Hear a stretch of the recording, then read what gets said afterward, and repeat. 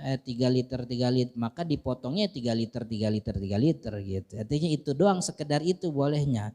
Tapi kalau dicampur beras yang dari bapak itu dicampur ke bapak ini jangan. Karena kita bukan amil. Panitia zakat itu ya orang yang dipercaya oleh masyarakat untuk menyalurkan, tapi dia bukan amil gitu. Biasanya kalau panitia zakat tuh ada pembubarannya kan ya. Biasa ada pembubaran panitia tuh. Biasanya kalau pembubaran tuh jalan-jalan ke puncak, biasa begitu. Di sana begitu, di tempat saya begitu. Pembubaran panitia. Kalau panitia dapat gak Ustaz zakat fitrah? Kalau panitianya fakir miskin termasuk 8 golongan boleh. Misalnya panitia, di antara panitia ada yang fakir, ada yang miskin, dapat. Tapi kalau panitia dapat jatah zakat sebagai panitia nggak boleh, karena panitia bukan amil.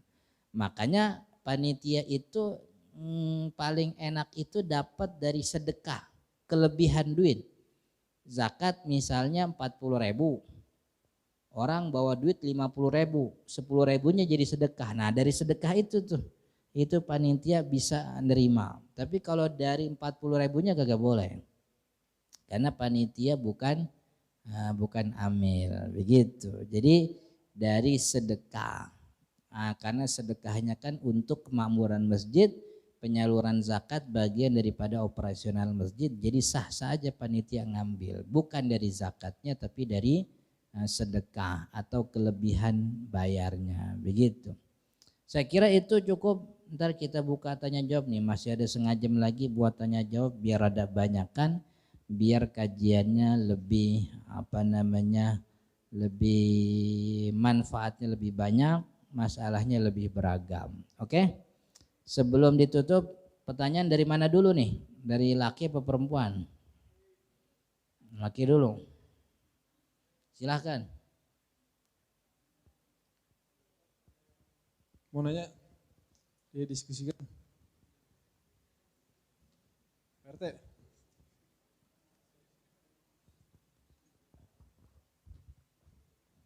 Assalamualaikum warahmatullahi wabarakatuh. Baik, izin bertanya Ustadz. Ini kan sudah menjadi kebiasaan nih bahwa kita biasa membagikannya itu di akhir seperti itu dan membukanya sekitar 10 hari sebelum Ramadan. Nah ini secara teknis apa yang sudah kita lakukan itu, kalau kita lihat tadi ke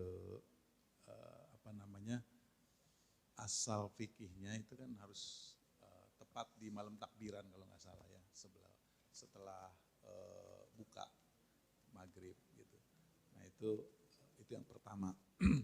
Yang kedua terkait panitia nih. Jadi ini kan seperti yang disampaikan Ustadz nih, kami agak galau nih terkait yang sudah pernah kami lakukan juga, yaitu dengan mengoplos, karena jumlah mustahiknya itu kalau dibagi menurut yang sudah dipaket-paketkan itu nggak bisa ketemu sama. Nah seperti itu. Terus yang kedua, apakah diizinkan, karena biasanya kita bagi rata melulu gitu. Apakah diizinkan juga kalau misalnya ada mustahik yang kita berikan lebih karena mungkin tingkat kemiskinannya memang jauh di bawah rata-rata yang ada di sini. Itu aja yang ketiga. Terima kasih Ustaz. Pertama soal waktu. Jadi zakat fitrah tuh ada yang namanya waktu boleh, waktu afdol, waktu makruh. Ada yang namanya waktul jawaz, boleh, waktul fadilah, waktu afdol, ada waktul karohah, waktu yang dimakruhkan. Kapan yang namanya waktu boleh? Waktu boleh zakat fitrah dari mulai awal Ramadan.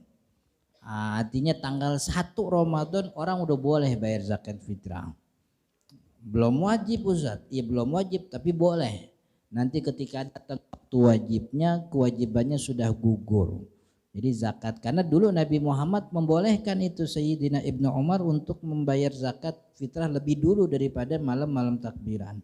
Jadi waktu boleh itu dari mulai awal Ramadan. Ada waktu afdol. Waktu afdol zakat fitrah itu sejak terbenam matahari sampai selesai sholat id. Jadi mulai terbenam matahari malam takbiran itu sampai sholat id ini waktu afdol.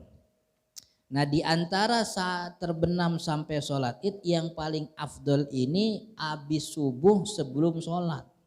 Habis subuh sebelum sholat id. Cuman kayak gitu tuh ribet itu. Ribet. Miskinnya udah kagak ada gitu. Ribet gitu. Jadi waktu afdol itu dari mulai malam terbenam matahari sampai kemudian habis sholat id imam udah turun dari mimbar ini sampai zohor itu balik lagi tuh waktu boleh. Jadi waktu boleh ada dua dari awal Ramadan sampai malam takbiran habis sholat id sampai zohor hari id itu boleh. Berarti zakat habis sholat id boleh? Boleh, nggak ada masalah. Karena hari zakat fitrah kan buat lebaran. Maka dibayar di hari lebaran boleh. Nah habis johor sampai maghrib hari lebaran ini namanya waktu makruh. Udah dimakruhkan. Ya boleh, sah. Cuman makruh. Karena udah mendekati akhir. Jadi habis johor hari lebaran sampai maghrib ini waktu makruh. Udah datang waktu maghrib itu namanya waktu haram. Enggak sah itu zakat fitrah. Tapi kalau dia wajib bayar. Kenapa wajib bayar? Karena kan kemarin belum bayar. Jadi ini bayar namanya qadha zakat fitrah. Jadi qadha zakat fitrah itu setelah terbenam matahari hari pertama lebaran. Jadi qadhanya wajib. Ya wajib namanya juga qadha. Termasuk zakat fitrah yang tahun kemarin yang kalau belum bayar wajib itu diqadha. Wajib diqadha.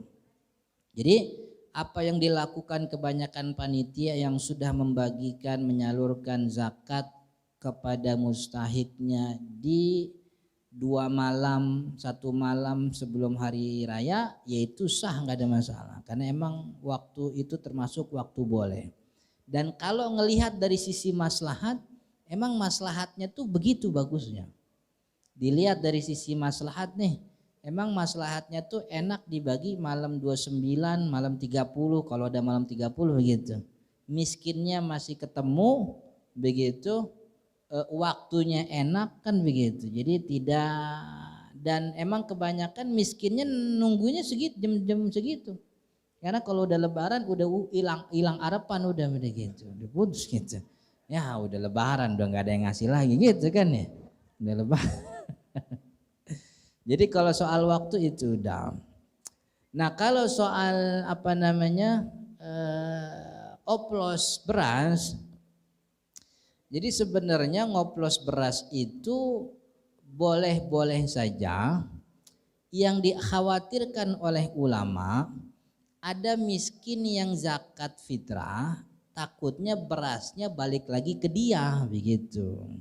Karena dioplos nih, karena dioplos kan kita jadi bias nih zakat fitrah apa kemarin yang bawa beras dia ini nyampur sama mana nih kan begitu. Kalau ini dia bawa 3,5 liter taruh di masjid begitu. Lalu dioplos ini ternyata salah satu bagiannya nyampur ke plastik yang mana begitu. 0,5 liter di sini, 0,5 liter di situ. Ini 0,5 liter nyampur di plastik ini. Ternyata nyampur lagi. Jadi 1 liter nih yang nyampur di plastik ini. Setelah didata rupanya dia bagian dari mustahik karena miskin. Beras ini nih nyampe lagi ke rumahnya. Gitu. Ini zakat orang ini jadi kagak sah. Karena berasnya balik lagi ke dia. Sedangkan panitia itu tidak punya hak untuk mengoplos zakat karena dia bukan amil. Yang punya hak itu amil begitu. Maka kalau seperti itu khawatir ya syukur-syukur kalau yang nyampe ke rumah dia bukan apa namanya bukan beras dia begitu. Cuman kan itu yang dikhawatirkan seperti itu. Maka untuk menghindari itu jangan dicampur lagi ya besok-besok nggak usah dicampur gitu. Udah sebegitu. Ini yang bayar zakat ada berapa? Dihitung ada 500 orang. Miskinnya ada berapa? Miskin kita punya 200 orang. Oh berarti setiap miskin kita kasih zakat 2 orang. Atau sebahagian lagi ada yang kita kasih satu miskin dapat 3 zakat orang. Gitu. Jadi enggak ada masalah. Jadi satu miskin itu yang penting dapat zakat entah dari 1, 2, 3 enggak ada masalah.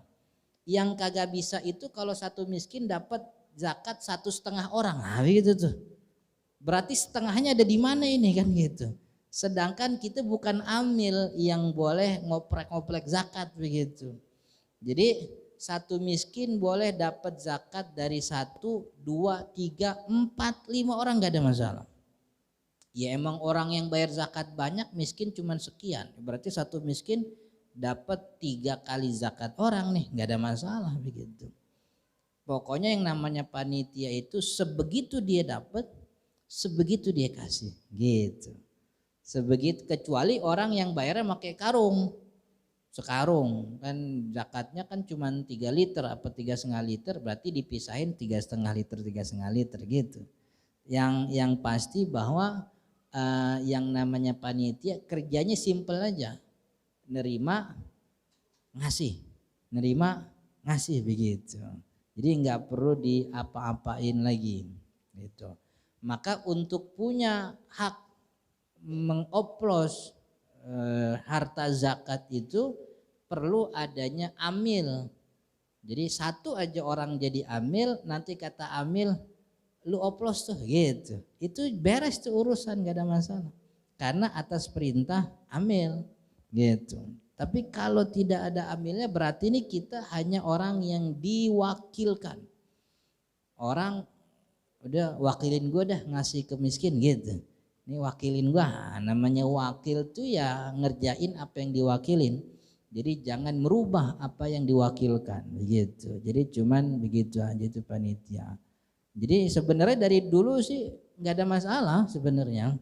Yang jadi masalah itu kekhawatiran beras yang diberikan oleh salah seorang balik lagi ke orangnya begitu. Itu bikin zakatnya tidak sah. Maka untuk menghindari itu, ini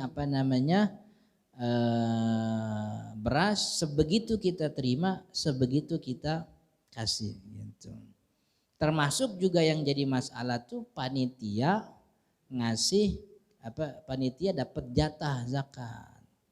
Ya kalau dia miskin boleh, tapi kalau dia dapat sebagai panitia nggak boleh. Atau ustadznya, ustadz juga sama itu, ustadz bukan mustahik. Ustadz itu ya justru yang kudunya ngajarin siapa yang mustahik, bukan dia yang mustahik begitu. Ustadznya udah punya mobil, masih dapat zakat fitrah, mobilnya 2 lagi gitu. Udah bukan mobil doang 2, bininya juga 2 rupanya. Gitu. Dapat zakat gitu ya, enggak. Jadi kecuali kalau ustadznya miskin, ustadznya termasuk miskin. Miskin kan sederhana, kagak jangan ngelihat punya rumah apa enggak. Orang walaupun punya rumah tapi pemasukan kagak ada, miskin namanya. Jadi kalau fakir kan nggak punya sama sekali tuh, tapi punya rumah, ya kan nggak punya apa-apa dia gitu. Tapi punya rumah, ya rumah kagak bisa diduitin seketika gitu. Tanah nggak bisa diduitin seketika. Pokoknya yang tidak punya kecukupan miskin. Yang sama sekali nggak punya pemasukan fakir. Dia punya kebutuhan 10, cuman bisa nutupin 5, miskin namanya. Dia punya kebutuhan 5, nggak bisa nutupin sama sekali, fakir namanya. Begitu. Itu sederhananya seperti itu. Jadi urusan dia punya motor rusak. Banyak orang miskin punya motor. Mau motor bisa gak langsung diduitin itu? Kan gak bisa. Susah gitu. Jadi definisinya, nah termasuk juga definisi miskin itu kata Imam Taqiyuddin Alis di kitab Kifayatul Akhyar. Kalau ada orang udah punya bini, udah nafkahin, udah kudu nafkahin. Tapi orang ini sibuk belajar. Kan ada tuh kadang-kadang udah pada punya anak tapi masih belajar, masih mondong. Lah terus nafkahnya dari mana? Kemarin sih ya mertuanya aja ngasih duit ke anaknya, ngasih duit ke anaknya tuh bininya begitu. Jadi orang yang udah kewajiban nafkah tapi berhenti itu nafkahnya karena dia punya kewajiban belajar, nyantri begitu, itu kategorinya miskin tuh kata kitab fikih itu termasuk miskin. Jadi boleh itu orang itu nerima bagian daripada zakat gitu. Jadi orangnya sibuk belajar di pesantren, bininya di rumah, rezekinya seadanya aja, itu miskin tuh berarti itu dia. Untuk menutupi kebutuhan keluarganya gitu. Oke? Ada lagi? Ada Ustaz nih nanya lewat WA ya. Terkait zakat mal Ustaz. Jadi gambarannya begini. Saat ini kita ada harta gitu ya. Yang sudah masuk ke nisabnya, kena nisab gitu Ustaz. Kan wajib zakat ya. Cuma sementara kita masih ada tanggungan, angsuran rumah, apa segala macam gitu. Nah itu gimana yang pertama ya?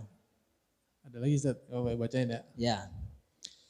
Ini zakat fitrah itu kewajiban orang tua, tapi orang tuanya sudah meninggal. Nah menurut informasi selama 4 tahun belakang itu orang tua nggak bisa bayarin zakat, nggak bayar zakat anak-anaknya gitu ya.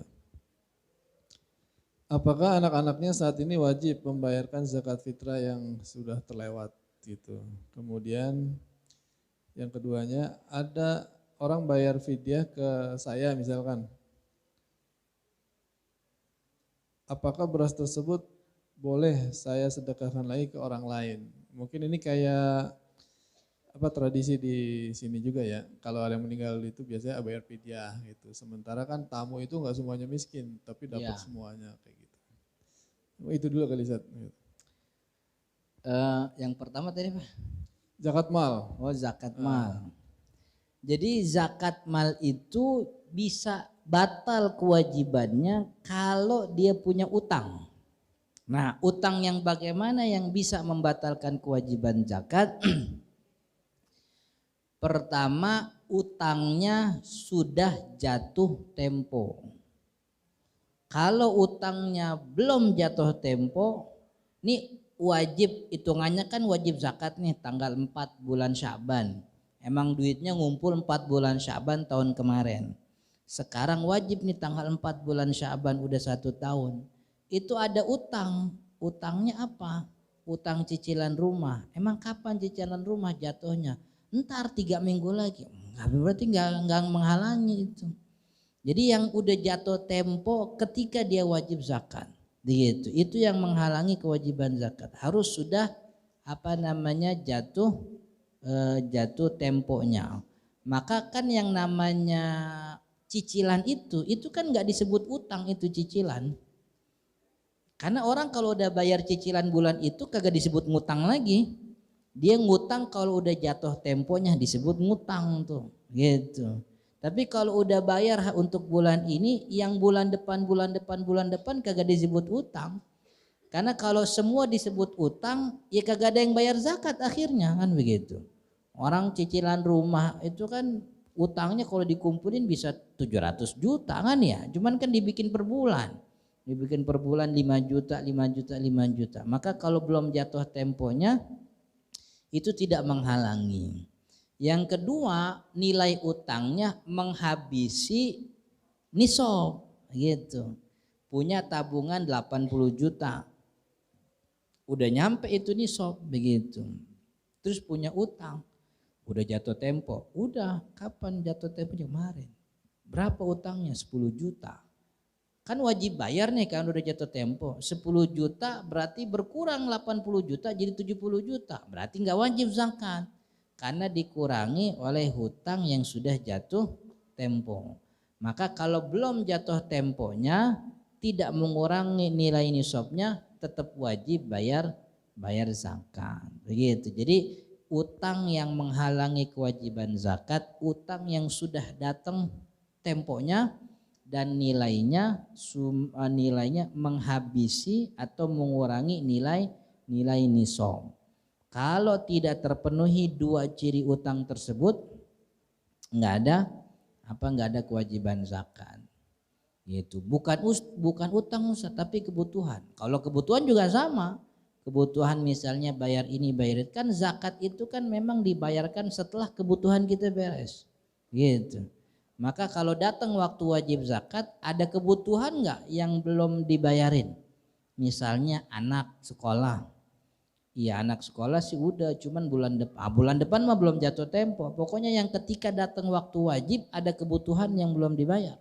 Gitu. Maka kebutuhan itu dikeluarin dulu, baru dihitung lagi. Nisabnya masih ada, kemudian ada lebihnya ya bayar zakatnya. Begitu. Itu yang pertama soal utang yang menghalangi kewajiban zakat. Kemudian yang kedua soal apa tadi? Zakat fitrah. Zakat fitrah kenapa? Orang tuanya ini. Oh iya. Ya. Orang tuanya meninggal. Belum, dia berarti berapa tahun tuh belum zakat fitrah kan ya? Iya, 4 tahun lah. 4 ya. tahun belakang. Maka kalau ketika itu dia mampu qadha. Jadi zakat hari itu zakat 4 kali. 5 kali, 4 tahun yang kemarin sama tahun ini gitu. Kalau dia mampu. Belum mampu zat, mampunya cuma 1, ya bayar 1 dulu. Jadi kalau punya kemampuan itu bayar 5, bayar 5-5-nya. Kalau cuma bisanya bayar 3, bayar 3. Pokoknya wajib itu, karena kewajiban zakat sama kayak kewajiban sholat. Udah datang waktu wajibnya belum dikerjain jadi qadha. Dan itu nempel kewajibannya terus sampai ditunaikan. Kalau belum ditunaikan ya tetap nempel kewajibannya gitu.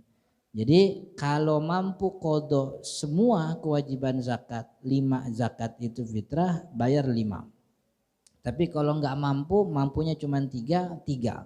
Mampunya 2, 2. Atau enggak mampu cuma 1 aja, 1 aja. Berarti 4 zakat qadhanya kapan lagi nanti dikerjakan setelah dia punya kemampuan. Begitu. Kemudian yang ketiga soal fidyah. Saya dapat fidyah Ustaz. Apa boleh kalau saya makan itu fidyah? Kalau ditanya boleh makan apa enggak, boleh. Karena kesalahannya bukan pada penerima, kesalahannya ada pada pemberi. Nah loh jatuh. Jadi kesalahannya pada pemberi. Kalau kita yang diterima, kita nggak punya salah apa-apa. Ya orang dapat rezeki kan begitu. Jadi boleh dimanfaatkan. Cuman emang yang paling baik ini dibalikin bilang, Mas, kalau mau bayar fidyah saya nggak nerima. Soalnya saya bukan miskin gitu.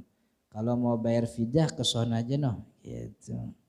Jadi kalaupun diterima dimanfaatin nggak ada masalah. Karena emang dari awal udah salah itu. Banyakan orang kita ngasih fidyah pas tahlilan. Tahlilan orang kagak semuanya orang miskin. RT ada, RW ada, dekel ada, LMK hadir. Kan pada punya mobil itu. Kan iya, bukan orang miskin itu. Makanya kalau bayar fidyah kemiskin aja. Jadi tahlilan ngasih berkat, ini beras fidyah buat miskin gitu. Ngasih miskin mah gampang, tanya pengurus masjid. Kemarin lu bagiin zakat fitrah, data miskinnya masih ada? Masih. Ini bagiin lagi nih fidyah bapak gua nih, ayo beres urusan. Jadi kagak usah nunggu tahlilan kasih beras buat orang tahlilan. Mana RW mobil Fortuner lagi. Pulang tahlilan bawa beras fidyah gitu. Jadi nggak boleh itu, nggak bisa. Cuman kalau dikasih mau terima gitu.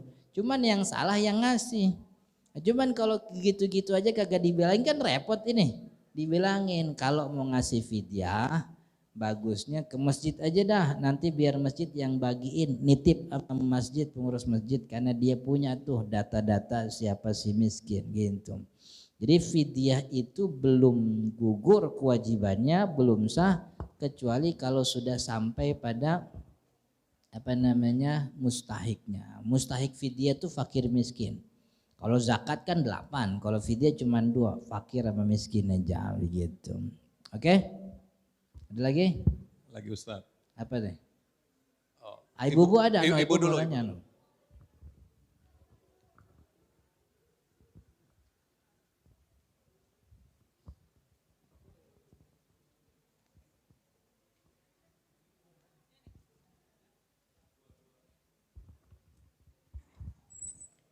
Assalamualaikum warahmatullahi wabarakatuh.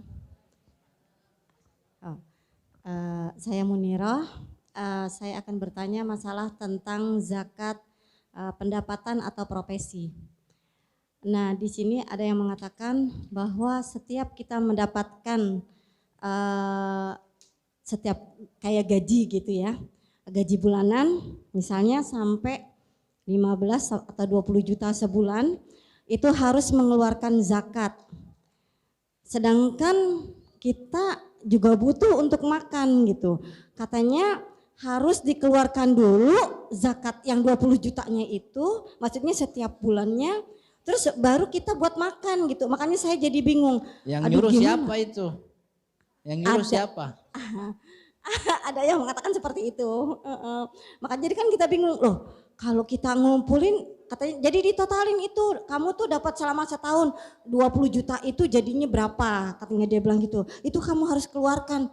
Waduh, kita makan jadi gimana gitu. Makanya itu jadi rasa mengganjal itu ada di saya bingung. Nah, itu mohon penjelasannya gimana? Ya. Jadi zakat harta tuh tadi 5 nih, zakat harta 5.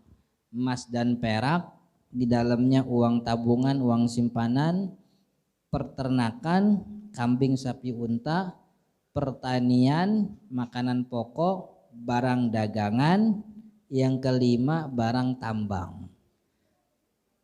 Penghasilan gaji ada gak di 5 yang tadi? Nggak ada.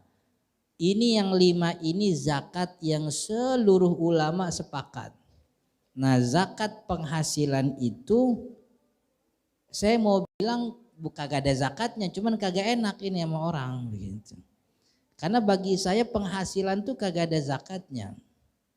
Karena dulu Nabi Muhammad SAW itu kan punya tentara yang kerjanya artinya yang dapat apa istilahnya tugasnya nunggang kuda. Ada yang tugasnya pemanah, ada yang jagain pintu Ka'bah. Macam-macam itu dapat gaji dari Baitul Mal. Tapi setiap dapat gaji kagak pernah kita dapat riwayat Nabi Muhammad mintain zakat gajiannya itu nggak pernah. Gitu. Jadi kalau saya nih ngelihat nih penghasilan kagak ada zakatnya. Kenapa nggak ada zakatnya? Karena penghasilan ini kemudian kan masuk tabungan. Nanti kan tabungan ada zakatnya. Kalau kita wajibin zakat penghasilan berarti ada satu jenis harta, rupiah, satu jenis harta kewajibannya 2 zakat. Zakat tabungan sama zakat penghasilan. Itu kagak boleh, kaidahnya nggak begitu. Tidak boleh ada satu harta punya 2 kewajiban zakat, nggak boleh. Saya punya kambing ratusan, saya gembalain, tapi di rumah saya tulis nih, jual kambing jantan betina buat akikah. Berarti saya kena kewajiban zakat kambing apa zakat barang dagangan? Nggak boleh dua-duanya, kudu satu aja. Karena ini kambing secara zatnya emang udah kena wajib zakat kambing. Saya nggak wajib bayar zakat barang dagangan walaupun barang dagangannya lebih dari nisab. Karena harta ini udah kena kewajiban zakat hewan ternak. Satu harta kagak boleh ada 2 zakat.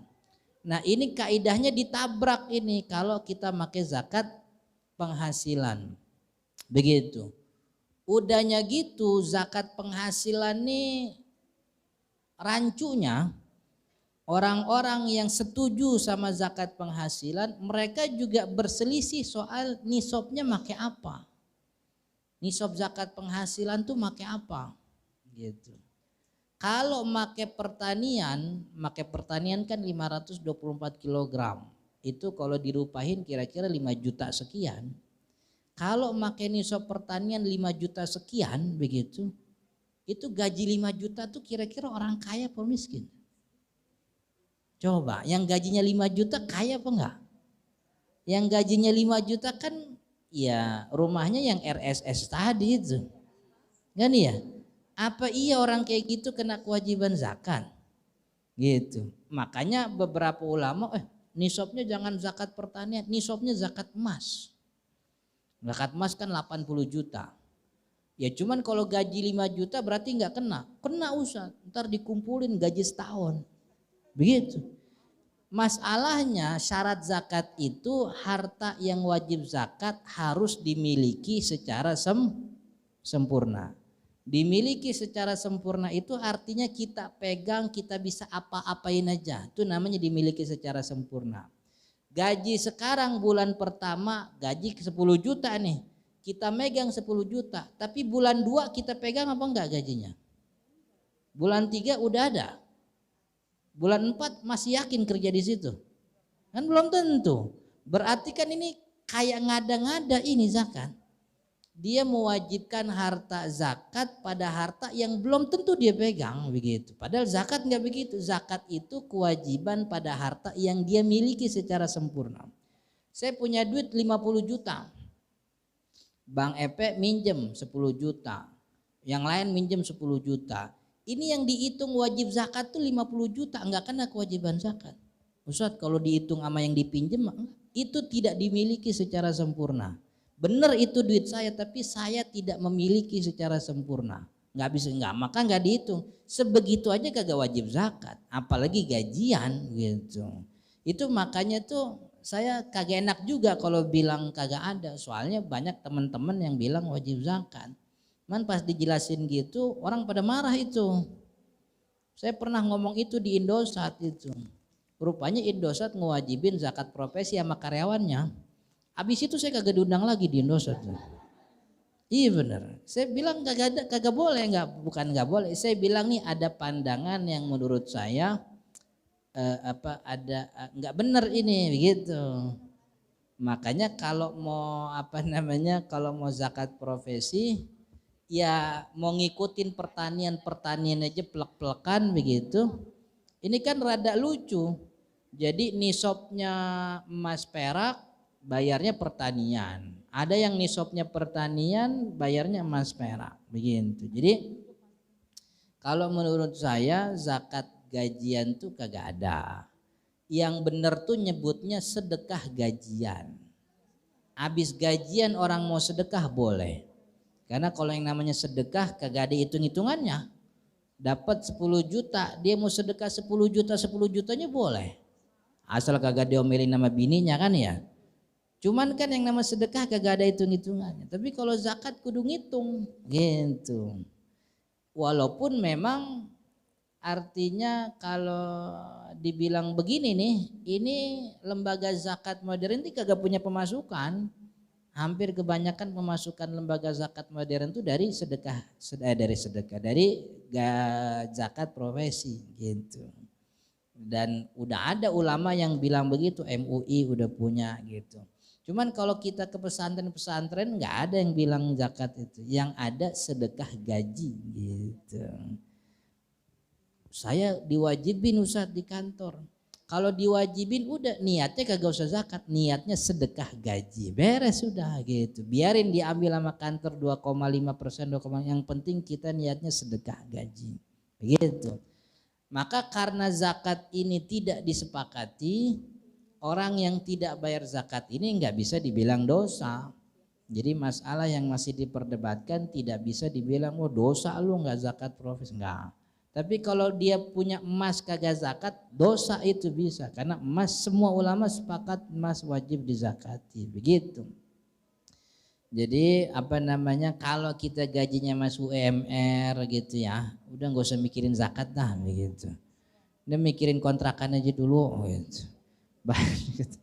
Jadi saya kurang demennya ini sales lembaga zakat ini nyasarnya karyawan kecil. Mestinya zakat profesi itu ketok tuh pejabat daerah itu pintunya. Bapak nih gaji 15 juta, 70 juta belum zakat tuh. Anggota DPR tuh pintain wajib gitu kan ya. Saya kalau jadi pimpinan DPR, anggota dewan wajib zakat profesi. Zakatnya gede banget. Penghasilannya gede banget. Iya, berapa jangankan yang DPR RI, yang DPRD tingkat 2 aja tuh. DPRD tingkat 2 sebulan bisa beli Fortuner dia gitu.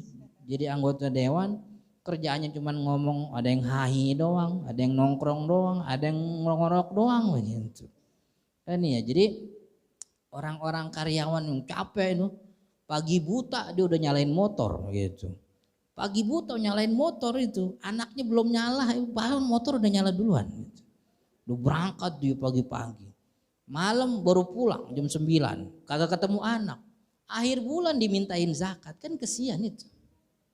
Kan iya, pejabat yang ngongkang-ngongkang kaki doang, kerja nggak sampai 8 jam, entah ada reses. Reses dapat duit dia, duit kita itu reses. Masa reses kan dapat ratusan juta itu. Tuh gedek saya kalau ngomongin pejabat ini, gedek banget gitu. Iya kita, emang apa sih kerjanya? Orang tiap hari diminta pajak, ujung-ujungnya rumah sakit saya bayar sendiri. Iya, tol saya bayar, masuk tol saya bayar, nah pajak saya dikemanain ini kan ya. Jalanan pada bolong semua, sekolah anak saya bayar sendiri, rumah sakit bayar sendiri, kencing saya bayar sendiri itu. Itu kan pajak banyak kan ya, mestinya fasilitas umum gratis semua ini jatuhnya. Gitu. Artinya kalau emang mau zakat profesional, pejabat-pejabat tuh pintain no zakat no. Jangan karyawan biasa zakat. Gaji udah 7 juta dimintain zakat. Belum dia di rumahnya nanggung mak bapaknya, mertuanya ikut sama dia juga gitu. Kan kesian itu orang. Iya begitu. Gitu. Oke. Jadi zakat profesi ini tidak disepakati. Yang bagus itu namanya sedekah gaji begitu. Oke? Ada lagi? Mana lagi? Assalamualaikum Pak Ustadz, mohon maaf saya Mas Ito Assalamualaikum. mau bertanya masalah fidyah yang ibu menyusui.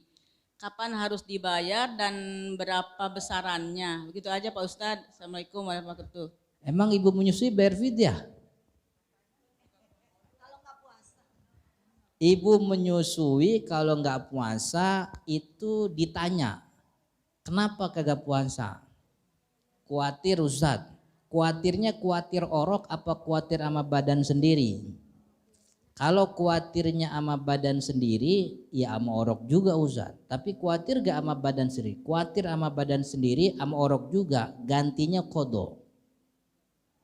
Tapi kalau dia kuatir sama oroknya doang, emang kenapa kagak puasa? Saya khawatir sama orok saya, sama orok doang. Iya, saya mah kagak mikirin buat saya mau orok aja saya khawatirin gitu. Kalau khawatirnya sama orok doang, maka wajib kodo fidyah juga. Kodo juga fidyah juga. Tapi kalau khawatir sama dirinya sendiri, khawatir sama orok apa kagak, pokoknya dia khawatir sama dirinya sendiri, maka sama kayak orang sakit kodo. Nggak bayar fidyah gitu. Jadi jelasin dulu nih, gue jelasin ya, bilangin gitu.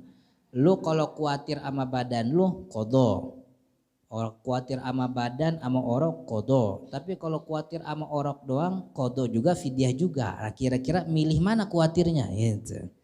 Nah berarti gue kodo aja dah gitu. Ya nggak apa-apa gitu. Nanti kodonya kapan? Beres nyusuin kodo begitu. Lah nanti nyusuin belum beres udah masuk Ramadan lagi, ya nggak apa-apa gitu. Nyicil aja nyicil.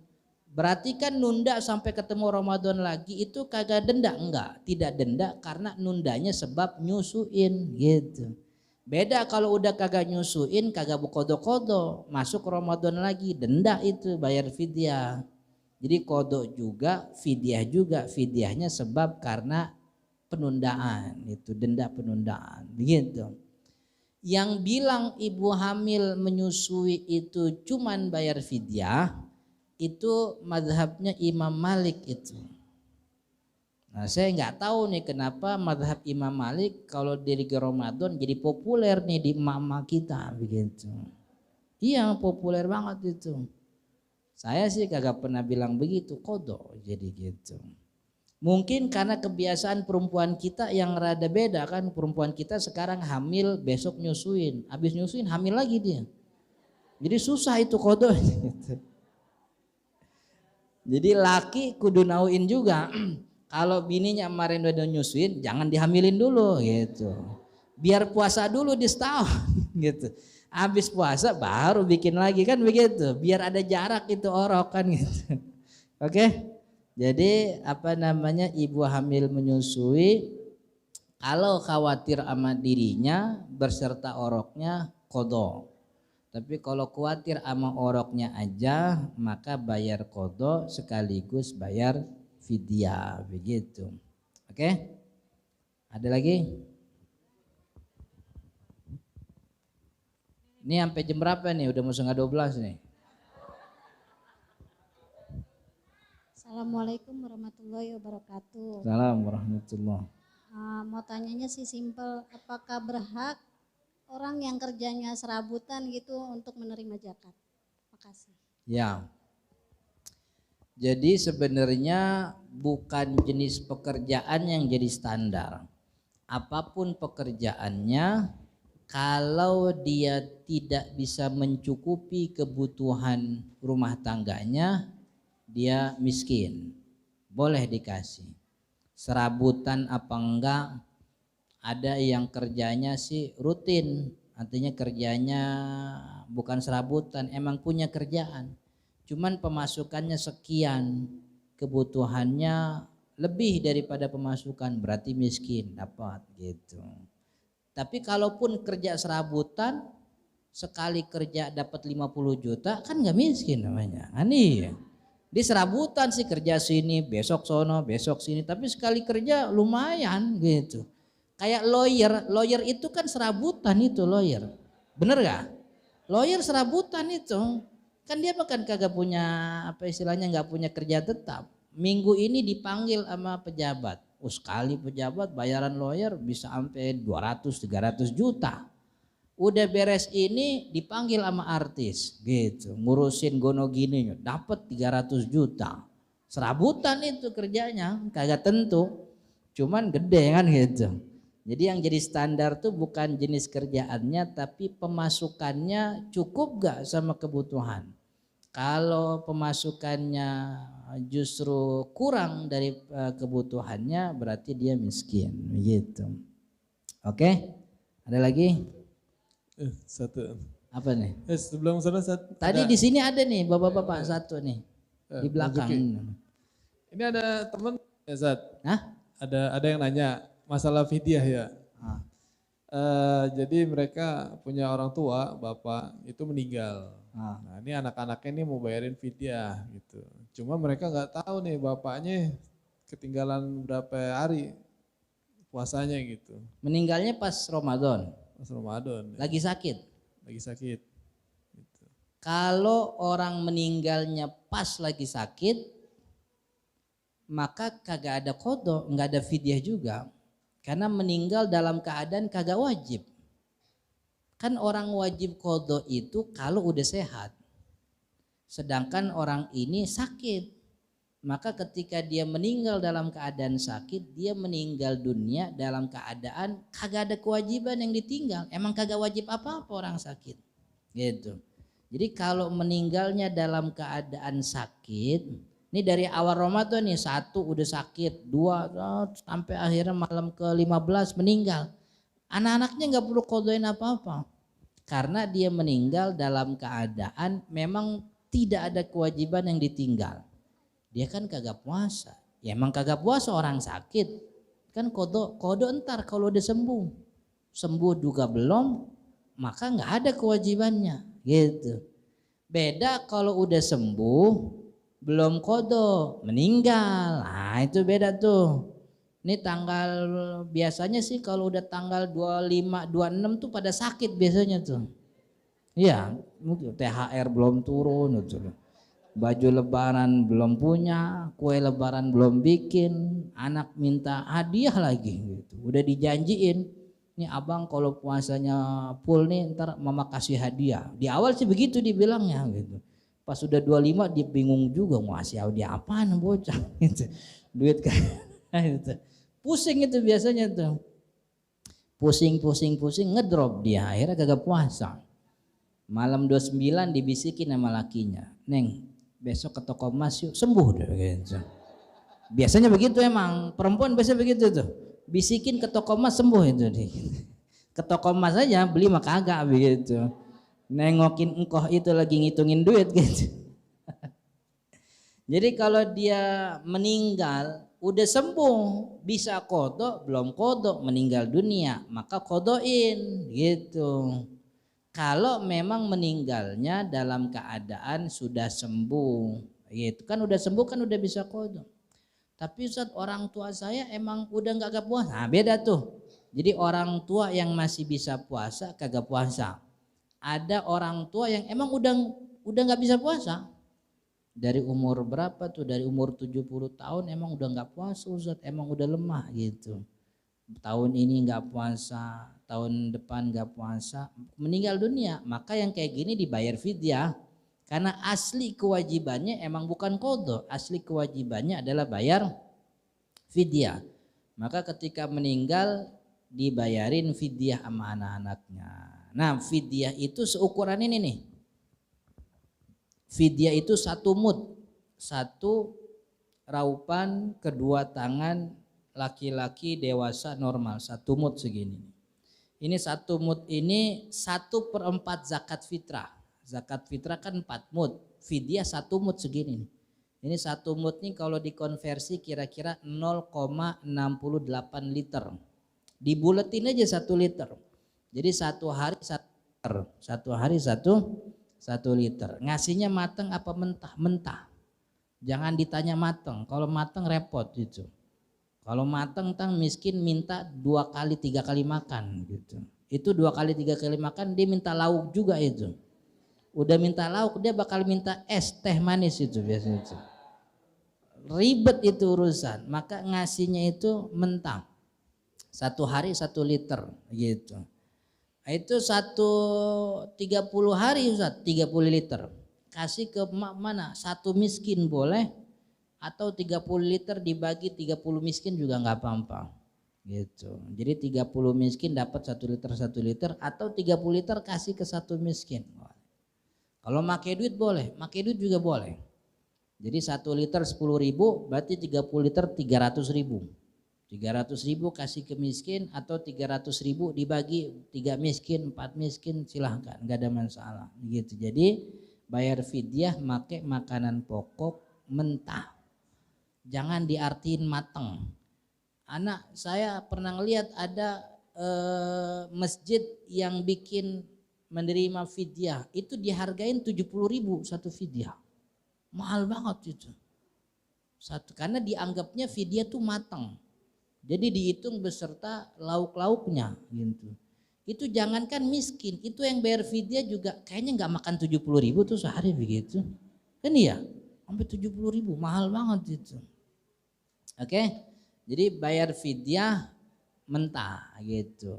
Kalau mau pakai duit, ya duit harga mentah. Oke, ini Bapak. Ya, Assalamualaikum warahmatullahi wabarakatuh. Assalamualaikum. Ya, kalau misalkan kita bayar zakat fitrah gitu, kita lupa niat. Lupa niat gitu buat zakat, apakah itu hukumnya tetap zakat fitrah atau enggak? Terus yang kedua adalah kalau yang membayar zakat fitrah itu kan kepala keluarga, ya. Itu bagaimana dengan orang tua asuh gitu, yang membayarkan zakatnya pada anak yang diasuhnya gitu. Itu aja. Assalamualaikum warahmatullahi wabarakatuh. Assalamualaikum warahmatullahi wabarakatuh. Jadi kalau lupa niat, jadi lupa niat, kayaknya kalau orang bayar zakat fitrah sih kagak lupa niat biasanya begitu. Yang lupa niat tuh biasanya kalau zakat fitrahnya pakai transfer. Asal klik gitu, lupa. Tapi kalau di masjid, di musola kan sama panitianya dipegang tangannya tuh. Gitu, ya. Nawaitu an ukhrija zakatul fitri. Tapi kalau yang transfer tuh biasanya tuh kan tinggal tek next gitu. Kan ya? Itu kalau lupa niat ya kagak sah. Karena yang namanya zakat ibadah butuh niat. Kalau dia ngeluarin duit kagak niat itu buat zakat ya kagak sah. Jatuhnya jadi sedekah biasa. Emang harus niat gitu. Dan niatnya kapan? Niatnya pas ngasih. Karena kita nitipin sama panitia, pas nitip itu kita niat gitu. Kemudian yang kedua soal orang tua asuh. Nah, orang tua asuh kalau mau zakatin fitrah buat anak asuhnya nih, maka dikasih ke anaknya. Jadi duitnya dihibahkan kepada anak, anak udah megang gitu. Ketika anak udah megang, dibayarin sama anaknya sendiri. Kalau dia bayarin langsung gitu atas nama anak tersebut, boleh dengan catatan anak itu tahu kalau dibayarin gitu. Tapi kalau kita langsung bayar anaknya nggak tahu menau, jangan, karena kita bukan anak kandungnya. Kita bukan orang tua kandung yang nafkahin. Tapi kalaupun dia bukan anak kandung, cuman emang nafkahnya sama kita, karena kita encingnya, pamannya. Kan urutan nafkah tuh sama kayak waris. Kalau emaknya, bapaknya kagak ada, ke emaknya. Kalau emaknya kagak ada, kakeknya. Kalau kakeknya kagak ada, neneknya. Kalau neneknya nggak ada, pamannya. Nah kita kebetulan dapat wajib nafkah ponakan kita. Itu walaupun bukan anak kandung, tapi nafkahnya emang sama kita kewajibannya. Maka bayar zakat fitrah nggak perlu bilang-bilang sama desa. Karena kita emang orang yang wajib nafkahin. Tapi kalau mungut anak begitu, atau anak orang kita asuh, ya kita bukan orang yang secara syariat memang punya kewajiban nafkah gitu. Itu namanya kewajiban ihsan, berbuat baik sama orang. Ya bukan cuman kita, semua juga punya kewajiban itu. Artinya kita bukan kewajiban yang nafkah. Maka kalau mau zakat fitrah, ajak anaknya sekalian, biar dia tahu kalau zakatnya dibayarin. Atau kasih duitnya ke dia, biar dia yang bayar ke masjid, apa langsung kasih ke miskin, begitu. Oke? Ada lagi? Ini terakhir kali Ustadz ya. Ya. Ya baik. Pertama kalau tadi kan orang tua wajib ke anak. Sekarang kalau zakat fitrah anak ke orang tua perlu izin juga atau enggak? Enggak perlu izin kalau orang tua dinafkahin. Kan ada kasus di mana orang tua kagak kerja lagi. Siapa yang nafkahin orang tua kalau kagak kerja lagi? Anak. Jadi kewajiban nafkah orang tua itu ada pada anak. Kalau dia emang yang kewajiban nafkah nggak perlu izin. Tapi kalau orang tuanya masih punya duit pensiunan, kan nggak ada kewajiban nafkah anak itu. Dia mau bayarin, ya dia bilang itu, istilahnya dibayarin, izin atas izin kepada bapaknya begitu. Oke? Terus Ustadz kalau misalnya terkait zakat mal, itu kan tadi 5 ya. Ya. Emas atau tabungan, terus peternakan, perkebunan, pertambangan, sama perdagangan. Kalau misalnya kontrakan itu termasuk kategori, sekarang kan lagi musimnya properti nih Ustadz, dan bayarnya biasanya setahun di muka. Nah itu termasuk yang wajib zakat mal atau enggak Ustadz? Kan aslinya bangunan tanah yang dikosongkan atau tanah yang dibangun bangunan itu kan nggak ada zakat, aslinya begitu. Tanah itu wajib zakat kalau ditanami makanan pokok gitu.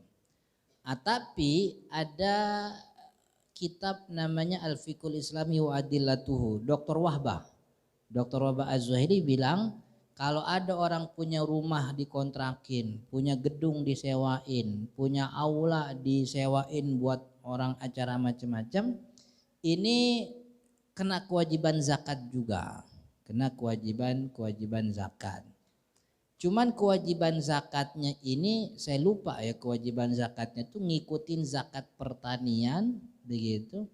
Tapi memang lebih dekat kepada zakat pertanian. Karena ketika duitnya datang itu seperti panen. Maka ketika duit sewanya datang itu maka wajib dibayarkan gitu. Jadi kalau zakat pertanian itu nisabnya 524 kilogram. 524 kilogram kalau beras 10.000 berarti 5 juta sekian. Jadi kalau kita punya kontrakan dikumpulin lebih dari 5 juta itu maka dibayarkan zakatnya per dapat duit. Cuman saya lupa nih ya, jenis harta zakat yang begini nih zakatnya ngikutin pertanian atau ngikutin emas perak. Saya agak lupa bacanya lagi. Tapi seingat saya ini lebih dekat ke pertanian. Jadi ketika dapat itu duitnya langsung dizakati seperti pertanian. Kayak orang punya mobil, dulu orang punya mobil kan kayak punya unta. Unta yang dijadikan tunggangan nggak kena kewajiban zakat itu. Cuman sekarang mobilnya kagak ditunggangin, disewain kan ya. Dia punya mobil 5 taruh tuh di Grab kan gitu. Orang Grab muter itu. Nah, itu sama seperti orang punya properti yang disewain begitu. Ada kewajiban zakat itu cuman saya lupa itu ngikutnya zakat pertanian apa zakat emas begitu. Oke? Terakhir lagi. Tentang surat At-Taubah ayat 103 Ustaz. Jadi ambillah dari sebagian harta zakat untuk membersihkan, kan seperti itu. Cuman kalau saya lihat di negara kita nih ya, yang pakai dalil itu Dirjen Pajak, mestinya kan amil. Ya. Sehingga maksudnya gini, para amil tidak punya keberanian untuk datang ke rumah orang kaya buat menghitung gitu. Harusnya kan seperti itu Ustaz. Nah ini harusnya pencerahan gitu. Ustaz, terima kasih. Dari dulu saya ngomong itu depan orang DSN begitu. Amil masalahnya orang yang punya hak penindakan di Indonesia itu cuman polisi sama jaksa. Polisi sama jaksa. Selain 2 orang tersebut nggak bisa orang tiba-tiba datang ke rumah orang nuntut tuh nggak bisa. Kalau polisi kan bisa. Hatta TNI kagak punya hak penindakan. Nih TNI nih ketemu ada maling begitu. Boleh gak dia penjarain itu maling? Kagak boleh, dia nggak punya hak penindakan. Yang ada dia serahin ke polisi kan begitu, polisi yang nindak. Tapi kalau dia nindak sendiri jatuhnya aniaya.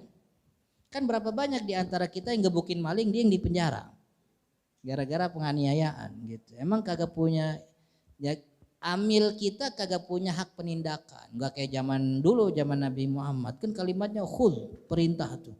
Ambillah. Itu salah satu makna itu ambillah dengan kekuatan. Makanya amil kudu kuat. Nah, kuat dari sisi hukum. Kita undang-undang zakat udah ada sebenarnya. Cuman undang-undang amil yang belum ada gitu. Jadi amil nih datang ke rumah pejabat ada payung hukumnya. Cuman kagak ada kita sekarang. Begitu. Makanya yang penting tuh sekarang kita bayar zakat sesuai dengan kesadaran beragama kita. Begitu. Karena kalau nungguin undang-undang lama begitu. Orang undang-undang nikah Islam aja kagak ada, kita kagak punya. Undang-undang nikah Islam kagak ada. Yang ada undang-undang pernikahan umum nomor 1 tahun 74. Undang-undang umum, undang-undang nikah nggak ada. Makanya masih banyak orang yang nyolong-nyolong nikah sama non muslim. Gitu, masih banyak. Oke? Ya ini Udah. tanyanya banyak banget tuh ya, tapi nggak bisa dibacain deh Sat. Nanti nyusul aja ya. Cuman ada satu Besok-besok kontrakin saya di sini. Gitu. Nanti kita arahin ke akun Ustadz Iya. aja gitu ya, Instagram atau yang lainnya gitu. Cuman ini yang kayaknya urgent Ustadz ya, menyambut Idul Fitri gitu kan. Ini ada satu hadis ya, kita berpuasa melihat hilal dan berbuka melihat hilal gitu. Jadi patokan di situ akhirnya pada ribut nih menjelang Lebaran gitu. Kayak misalkan Saudi udah ngelihat hilal itu udah nentuin besok lebaran itu. Jadi yang lain udah ngikut aja gitu. Nah, akhirnya kan pada berantem itu, masing-masing punya keyakinan. Nah ini gimana Ustaz penjelasannya Ustaz? Jadi ini Bapak Ibu, 1 Syawal ini yang namanya penentuan hari raya itu adanya di penguasa. Penguasa itu pemimpin. Karena sejarahnya dari dulu yang nentuin awal Ramadan, awal Syawal itu Nabi Muhammad SAW. Tapi Nabi Muhammad pernah gak ngelonggok hilal? Pernah gak? Enggak. Yang ngelonggok hilal tuh sahabat-sahabat Nabi. Tapi sahabat-sahabat Nabi ketika ngelihat hilal, dia yang ngumumin gak bahwa itu besok Ramadan? Bukan. Yang ngumumin siapa? Nabi Muhammad SAW. Jadi maksudnya ada sistem. Lu ngeker terserah lu. Cuman kalau udah ngeker lapor. Lapornya juga kudu make syahadat kan, kudu bersaksi. Asyhadu an la ilaha illallah wa asyhadu anna Muhammadur Rasulullah. Saya bersaksi dengan atas nama Allah bahwa saya kan begitu. Diterima oleh penguasa, penguasa yang ngumumin. Dari dulu sejarahnya begitu. Karena Nabi Muhammad kan bilang, puasalah di hari di mana orang-orang berpuasa, berlebaranlah di hari orang-orang berlebaran, Idul Adha lah motong kurban di hari orang-orang motong kurban. Jadi Nabi Muhammad pengennya puasanya bareng, lebarannya bareng. Bagaimana biar puasa bareng, lebaran bareng? Kita harus punya satu otoritas yang kita taati bersama. Dan kita udah punya, namanya Badan Hisab Ru'yah Kementerian Agama.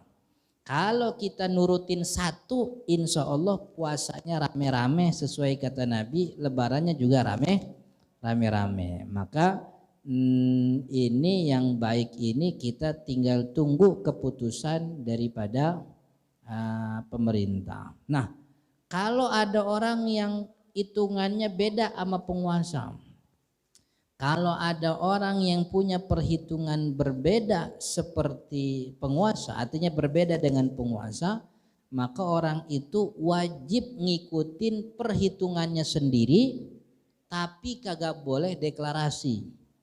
Dia nggak boleh ngajak-ngajak orang, ya kalaupun ngajak orang-orang terdekatnya aja. Tapi nggak boleh kemudian bilang lu ikut pemerintah salah tuh, nggak boleh gitu. Jadi cuman buat dia aja. Gitu. Jadi keputusannya ada pada pemerintah. Semuanya dari dulu. Ulama kita dari tahun Nabi Muhammad wafat sampai sekarang ada, nggak pernah kagak ada. Tapi semuanya yang ngumumin bukan ustadznya, yang ngumumin bukan ulamanya, yang ngumumin pemerintahnya, penguasanya. Biar terjadi itu kesamaan hari raya, biar terjadi kesamaan hari puasa. Ini kalau dibebasin begini, tadi ada yang udah sholat itu. Al-Muhdor di mana? Kalimantan apa di mana waktu itu? Sulawesi. Iya. Begitu. Orang udah berarti ntar hari Id ada 3 hari itu jadinya. Begitu. Jadi tinggal ikutin pemerintah, nggak usah repot-repot lah dan ikut naik bis bareng, nyasar bareng-bareng biarin begitu. Jadi nggak usah repot-repot. Jadi karena dan metode yang dipakai oleh pemerintah saat ini metode yang sah secara syariat. Gitu. Kecuali kalau pemerintahnya pakai metode asal-asalan, ya boleh kita tentang. Ini metodenya ini sah secara syariat begitu. Ya kebetulan emang dari dulu Kementerian Agama tuh orang NU, kebanyakan makanya ru'yah.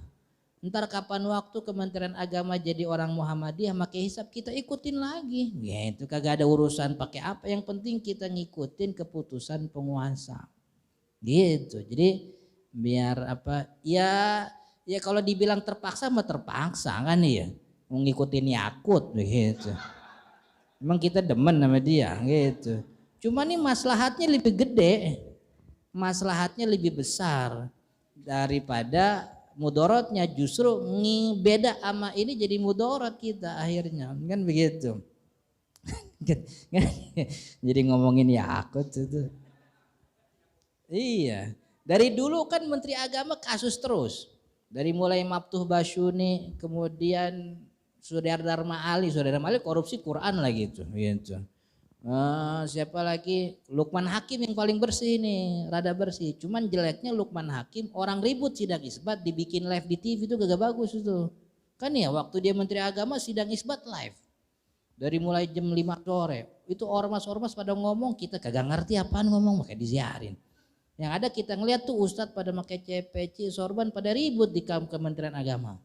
Itu. Nah sekarang jamnya ini berubah. Jadi live-nya tuh cuman pas konferensi persnya aja yang jam 7 gitu. Itu emang enakan begitu emang gitu. Daripada nontonin sidang orang pada ribut ngapain kan gitu. Yang penting kan kita nunggu ini. Yang Ustadz mau berangkat ke musola, gue terawih apa kagak, terawih apa enggak kan iya. Dia nungguin TV One itu lama banget ini gitu. Udah itu di musola pengurusnya, Pak Ustadz mohon cepat ke musola udah mau komat. Di TV belum ada pengumuman kan. Gitu, jadi ikutin penguasa. Kalau hitungan kita beda sama penguasa, kita amalin sesuai apa yang jadi perhitungan kita. Tapi tidak boleh ngajak orang lain. Yang boleh ngajak sekeluarga dekatnya aja begitu. Oke? Mudah-mudahan bermanfaat. Kita tutup dengan baca surat Al-Fatihah. Mudah-mudahan sehat semua. Mudah-mudahan Allah mudahkan rezeki kita, urusan kita dimudahkan, umur dipanjangkan dalam ibadah. Al-Fatihah. A'udzubillahi minasyaitonirrajim. Bismillahirrahmanirrahim. Alhamdulillahirabbil alamin. Ar-Rahmanir Rahim Maliki Yaumiddin Iyyaka na'budu wa iyyaka nasta'in ihdinas siratal mustaqim siratal ladzina an'amta 'alaihim ghairil maghdubi 'alaihim waladdallin amin. Allahumma shalli 'ala sayyidina Muhammad wa 'ala ali sayyidina Muhammad. Allahumma ighfir lana dhunubana wa liwalidina warhamhum kama rabbawna shighara.